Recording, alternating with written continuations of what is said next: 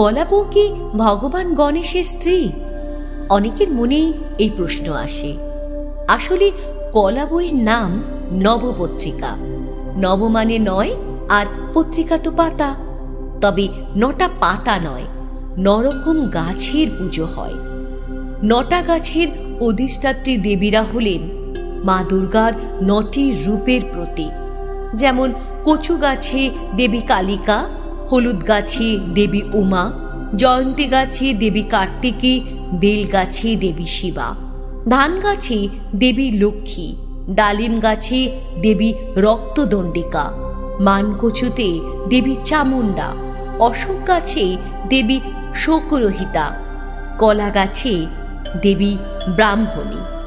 কলা গাছের সঙ্গে মূল ও পাতা সমেত বাকি 8টি গাছ একসঙ্গে জড়িয়ে এবং একজোড়া বেল আর সাদা অপরাজিতা লতা দিয়ে বেঁধে নবপত্রিকা স্নান করানো হয়।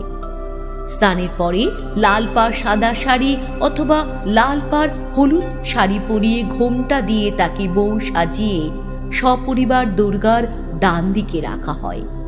এই 9 জন দেবীকেই নবপত্রিকা রূপে পুজো করা হয়।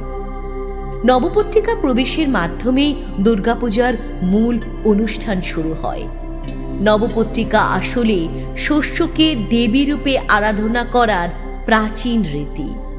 সময়ের সঙ্গে যা মিশে গেছে দুর্গাপুজোর সঙ্গে। লোকমুখে নবপত্রিকা হয়ে উঠেছে কলা বউ। গণেশের ডান পাশে থাকার জন্য অনেকেই তাকে গণেশের স্ত্রী মনে করেন। কিন্তু নবপত্রিকা যদি দেবী দুর্গার প্রতীক হয়ে থাকেন, তাহলে কলা বউ গণেশের স্ত্রী নন, বরং গণেশের মাতৃতুল্য।